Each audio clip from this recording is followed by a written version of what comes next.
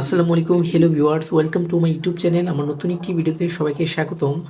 কালকের আগের দিন ভিডিওতে আমি বলেছিলাম আমার এই সোনালী মুরগিটা ডিম পেড়েছিল এবং ডিম পাড়ার পর ডিমটা খেয়ে নিয়েছিল, যার কারণে আজকে সকাল সকাল আমি বারান্দায় চলে এসেছি যাতে মুরগিটা ডিম পাড়ার পরেই ডিমটা আমি সংগ্রহ করতে পারি আর ডিমটা যাতে না খায়। এখন মুরগিটা অনেকটা রাক্ষসের স্বভাব হয়ে গিয়েছে, ডিম পেড়ে ডিমটা খেয়ে ফেলে, যার কারণে মুরগিকে বিভিন্ন ধরনের খাবার দেওয়ার পরে আমি আধা ঘন্টা পরে বারান্দায় এসেছি আর এখনই মুরগিটা ডিমটা পারবে। তো আজকে মুরগিটা একটু লেট করে ডিম পেড়েছে, এতদিন এত লেট করে ডিম পারতো না। এতদিন মুরগিটা 7:30-7টার মধ্যে ডিম পারতো। একদম সকাল ভোরে আমার এই মুরগিগুলো খাবারের জন্য অনেক শব্দ করে আর কবুতরও প্রচুর শব্দ করে, কারণ এখন কবুতরের বাচ্চা ফুটেছে, যার কারণে তারাও ক্ষুধার্ত থাকে।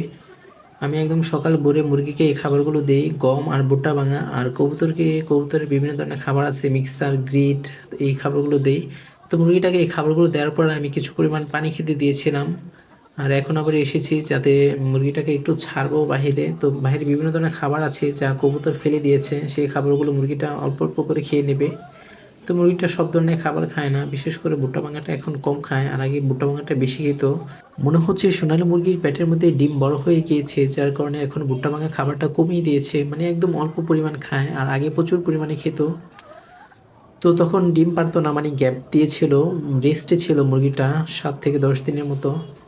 আর এদিকে দেখুন পানির মগটা আমি ভিতরেও কিন্তু রেখে দিয়েছিলাম, আর পানির খাঁচার মধ্যে পানির পাত্র রেখে দিই না, বিশেষ করে সোনালী মুরগির জন্য। সোনালী মুরগি এর বড় বড় নখ দিয়ে পানির পাত্রর পানিগুলো ফেলে দেয়, আর টের মধ্যে কিন্তু প্রচুর পরিমাণে মল আছে, দেখতে পাচ্ছেন। এই মলের সাথে যখন পানিটা মিশ্রণ হবে তখন প্রচুর পরিমাণে দুর্গন্ধ বের হয়, আর সেখানে বিশেষ করে মাছি আর মশা বসে। তো সেগুলো আবার বাসার মধ্যে চলে আসে, রুমের মধ্যে যখন খাবার খেতে বসি তখন দেখি শাকসবজির মধ্যে এসে বসে থাকে, যার কারণে এরকম পানির পাত্রটা দেই না। তাছাড়া রাতে কিন্তু প্রচুর পরিমাণে মশা আসে, যেহেতু এখন একদিন পর পর পরিষ্কার করি এই ইটের ময়লাগুলো, আর আমার অনেক ঠান্ডা লেগে যায়, অল্পতেই ঠান্ডা লেগে যায়, আর শীতকাল আসলে তো অবস্থা খারাপ হয়ে যায়। তো ঠান্ডা 1 সপ্তাহ হয়ে গিয়েছে, এখনো ভালো হচ্ছে না। তো যেটা বলতেছিলাম, আমার এই সোনালী মুরগিটাকে বাইরে আমি ছেড়ে দিয়েছিলাম, কতক্ষণ মুরগিটা একটু হাঁটাচলা করেছে, তো খাবারগুলো কিছু পরিমাণ খেয়েছে।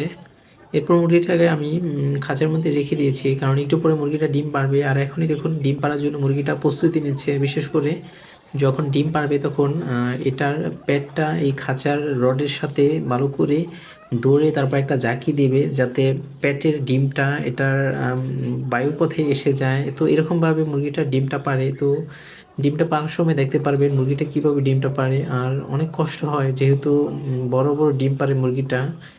আর মুরগিটার ডিমও কিন্তু মাশাআল্লাহ বেশ বড়, হাঁসের ডিমের মতো, এর আগেও আমি বলেছিলাম। আর মুরগির ডিমের স্বাদটা তেমনটা মজা লাগে না, বিশেষ করে দেশি মুরগির ডিমের যেই স্বাদ সেটা কিন্তু খুবই মজা। দেখুন এখন দেশি মুরগিটা পাশে ছিল, আর এদিকে সোনালী মুরগিটা ডিমটা পেড়ে ফেলবে। তো এই যে ভালোভাবে আমি ভিডিও করতে পারছিলাম না দেশি মুরগির জন্য, দেশি মুরগি বারবার ওই মুরগিটার কাছে যায়। তো মুরগিটা ডিম পাড়ার সাথে সাথে কিন্তু আমি ডিমটা নিয়ে এসেছি, না হলে ডিমটা এটা ঠুকুর দিয়ে একদম খাঁচার মধ্যে ফেলে দিত, আর সব ডিমগুলো মলমূত্রের সাথে লেগে যেত। এরপর মুরগির ডিমটা আমি ভালোভাবে ক্লিন করে ফ্রিজের মধ্যে রেখে দিয়েছি। তো আমার ভিডিওটা আজকে এই পর্যন্তই, সবাই ভালো থাকবেন, আর একটা লাইক, কমেন্ট আর সাবস্ক্রাইব করে দিবেন। আল্লাহ হাফেজ।